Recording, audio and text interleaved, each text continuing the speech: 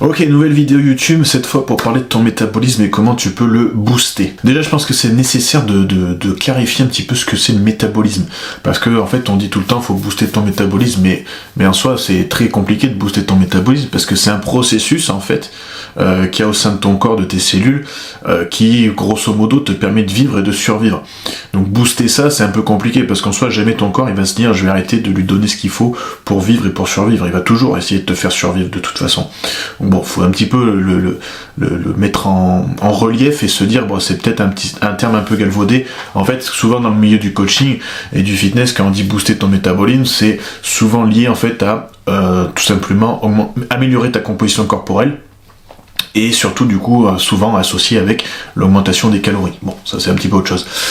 Oublie pas une chose aussi, c'est que le métabolisme, il va être dépendant de plusieurs facteurs. Il va être dépendant de ta composition corporelle, parce que plus t'es gras, moins ton métabolisme tourne bien, comme on peut dire, de ton âge, de ton sexe, de ton hygiène de vie, etc., etc. Aussi de la période dans laquelle tu es. On sait par exemple que un déficit calorique prolongé, donc vraiment sur du long terme, il peut diminuer de minimum 20% ton métabolisme basal. Ça veut dire que tes apports d'eux-mêmes peuvent diminuer autant. Donc tu comprends que là du coup ça va être compliqué, si ça fait très longtemps que tu es en déficit, de conserver ce métabolisme haut en termes d'apport, en termes de nutrition, j'entends bien.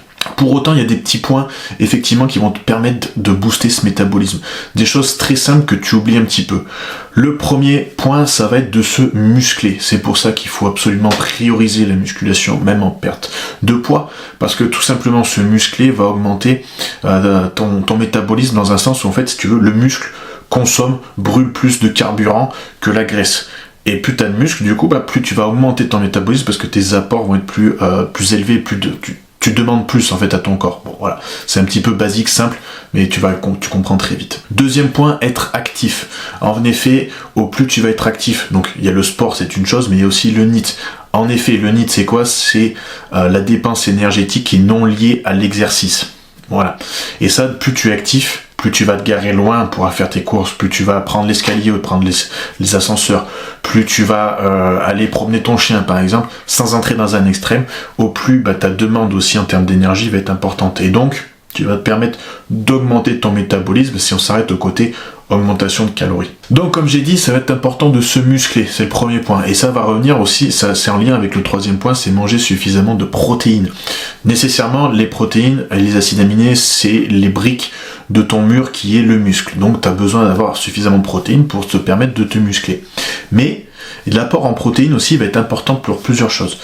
L'apport en satiété, c'est une chose. C'est vrai qu'effectivement, si tu as suffisamment de protéines, ta satiété est améliorée, donc en tout cas, tu as moins de faim physiologique pour le coup. Ça, c'est une chose.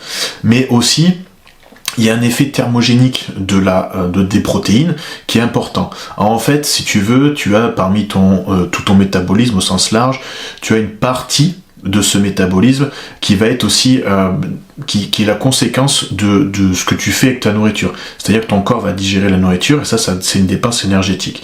Et les protéines, c'est le macronutriment qui va dépenser le plus d'énergie par rapport à ça.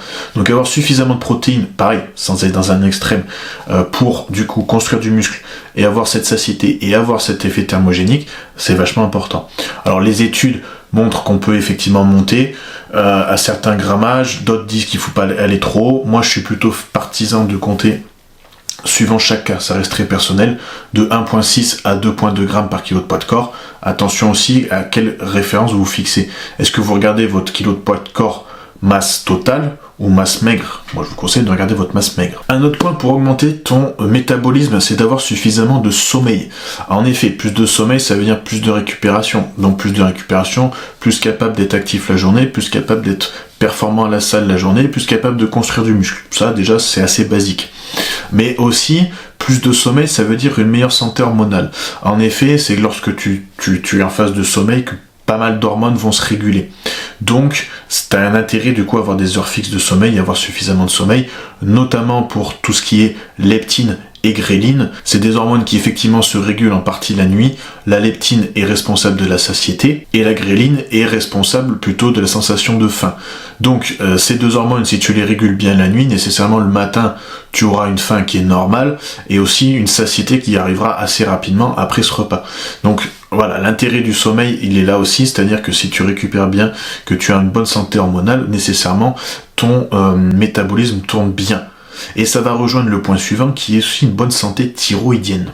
En effet, on le sait, la thyroïde est assez responsable d'un bon métabolisme dans le sens où si une thyroïde fonctionne bien, la dépense énergétique associée fonctionne plutôt bien. D'ailleurs, on le voit, les athlètes en préparation qui ont une thyroïde qui est dans les choux à un moment donné, la préparation physique prend un coup. Et c'est pour ça que souvent on arrive à avoir des apports exogènes, parce que ça permet tout simplement de compenser la production naturelle qu'on n'a plus, de la compenser et donc de continuer du coup à avoir un métabolisme efficace dans le sens où on veut continuer à perdre de la masse graisseuse. Donc pour avoir une bonne fonction thyroïdienne qui marche, effectivement il faut déjà être actif, ça c'est une chose, avoir du sommeil c'est une autre chose, avoir aussi des apports, c'est-à-dire que si tu te prives de certains macronutriments, j'ai parlé des protéines mais ça marche aussi avec les glucides et les lipides, si tu te prives d'un de ces trois, de toute façon ta santé hormonale et thyroïdienne pour le coup va être un petit peu déficiente. À un moment donné c'est obligé, ça va être déficient. Et tu as aussi tout ce qui apporte en micronutriments, notamment l'iode et le sélénium pour la santé thyroïdienne, ça c'est vraiment important. Donc je dis pas forcément de se complémenter absolument, mais en tout cas c'est intéressant de checker, de regarder où tu en es par rapport à ça, et de favoriser du coup effectivement de la micronutrition autour de ça, pour avoir une bonne santé thyroïdienne. Et c'est aussi en lien avec d'autres micronutriments, et je parle notamment du sodium, mais qui est en corrélation avec l'apport en hydratation. En effet, avoir suffisamment d'apport hydrique et de sodium va permettre d'avoir une bonne santé en termes notamment d'aldostérone, mais ça va permettre, ça joue beaucoup sur le côté rétention d'eau.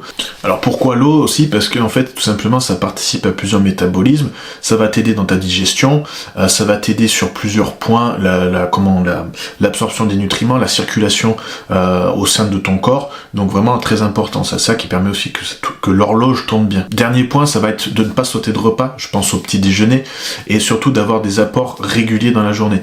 En effet, ça rejoint un petit peu ce que je t'ai dit sur les protéines, ça va permettre d'avoir un effet thermogénique de la diète, via la diète en tout cas, et donc d'avoir un métabolisme qui est boosté parce que tu lui permets de carburer. Alors, en gros c'est ça un petit peu l'idée, c'est tu reprends l'image d'une voiture, d'une F1 par exemple, si tu lui mets de l'essence qu'au premier tour et que tu ne le remets pas jusqu'à ce que tu sois dans le rouge, tu sais très bien que tu vas pas rouler de la même façon sur le dernier tour quand tu es dans le rouge, parce que tu te dis faut que j'aille jusqu'au stand.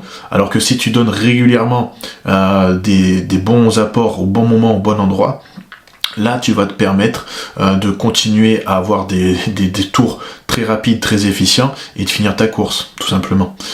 Donc voilà, c'est des tips assez pratiques, assez rapides pour augmenter ton métabolisme, et des tips surtout que tu peux mettre en place très rapidement. Voilà pour la vidéo, n'hésite pas à partager, liker, commenter comme d'habitude. Retrouve-nous en podcast dès dimanche, forcément ce sera un nouveau podcast, et puis je te dis à très vite pour une nouvelle vidéo YouTube aussi.